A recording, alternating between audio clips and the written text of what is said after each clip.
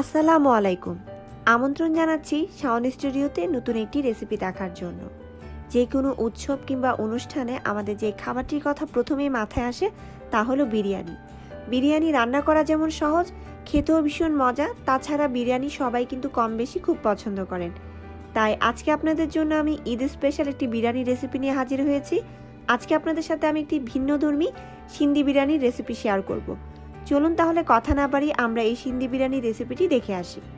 এই বিরিয়ানি রান্না করার জন্য প্রথমেই হাঁড়িতে আমি 1/4 কাপের মতো তেল দিয়ে দিয়েছি।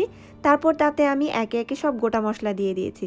গোটা মশলার মধ্যে আমি দিয়েছি 2টো তেজপাতা, 2টো দারুচিনি এবং 3টা এলাচ, 3টা লবঙ্গ। এখন আমি মিনিট খানেকের মতো এই গোটা মশলাগুলোকে ভেজে নিয়েছি। তারপর তাতে দিয়ে দিলাম প্রায় 1/2 কাপের মতো পেঁয়াজ কুচি।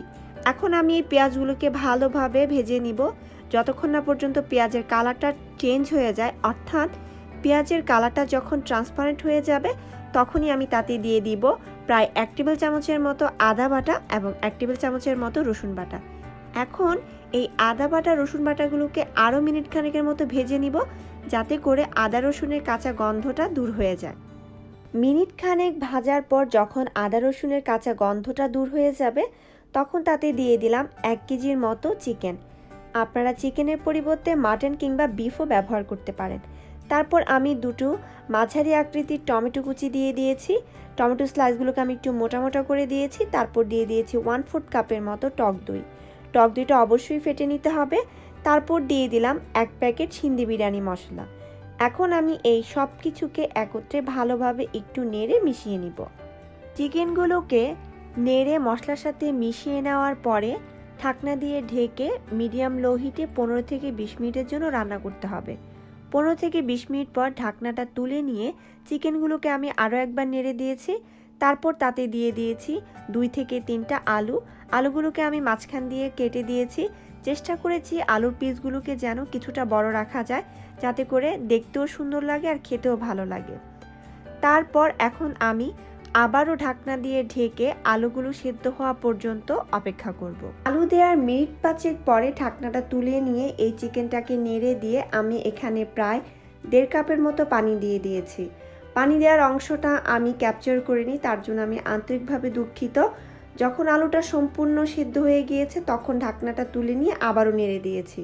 নর্মালি বিরিয়ানি রান্না করার সময় আমরা কিন্তু মাংসের যে ঝোলটা থাকে সেটাই কিন্তু টানিয়ে ফেলি, কিন্তু সিন্ধি বিরিয়ানির ক্ষেত্রে সেটা আর করতে হবে না। অনেকটা 1 কাপের মতো ঝোল আমাদেরকে মাংসের মধ্যে রেখে দিতে হবে। তারপর এই ঝোলটার উপরেই এখানে 1/4 কাপের মতো পুদিনা পাতা এবং 7-8টার মতো কাঁচামরিচ, সেই সাথে 1/4 কাপের মতো ধনেপাতা কুচি দিয়ে দিয়েছি।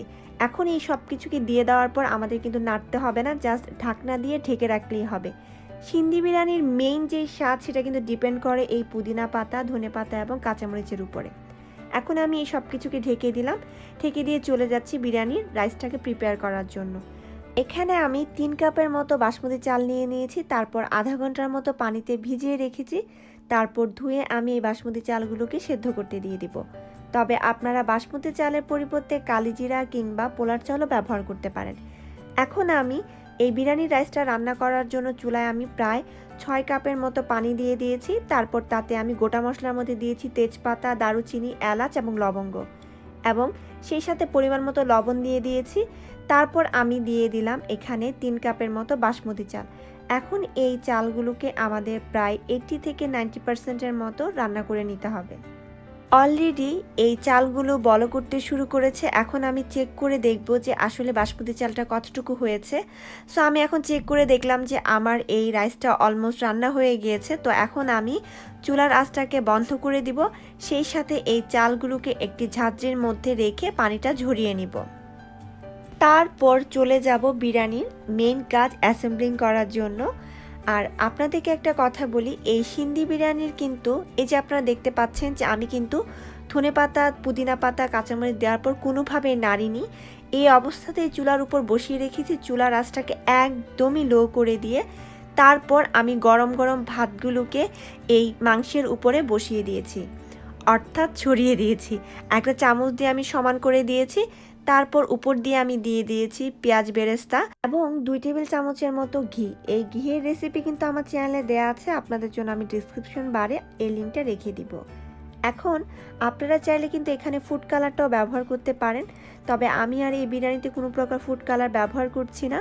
তো ঢাকনা দিয়ে ঢেকে প্রায় 15 থেকে 20 মিনিটের মতো এই বিরিয়ানিটাকে দমে রাখতে হবে। 15 থেকে 20 মিনিট পর চুলার আঁচটা বন্ধ করে দিয়ে আমরা চলে যাচ্ছি এই বিরিয়ানিটা পরিবেশন করার জন্য। এখন আমি বিরিয়ানিটাকে একটি সার্ভিং ডিশে সার্ভ করে নিচ্ছি। দেখে নিশ্চয়ই বুঝতে পারছেন যে কতটা লোভনীয় এবং মাখা মাখা হয়েছে। আমরা যেই মাংসের মধ্যে যে ঝোলটা রেখেছিলাম সেই ঝোলটা দিয়েই হচ্ছে এই বিরিয়ানির মেইন স্বাদ।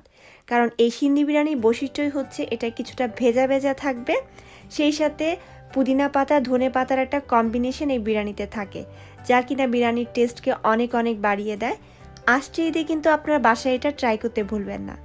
আমার এই রেসিপিটা যদি আপনাদের কাছে ভালো লেগে থাকে তাহলে প্লিজ একটা লাইক কমেন্ট শেয়ার করতে ভুলবেন না। সেই সাথে আমার চ্যানেলটাকে সাবস্ক্রাইব করার জন্য আপনাদের সবার কাছে অনুরোধ রইল।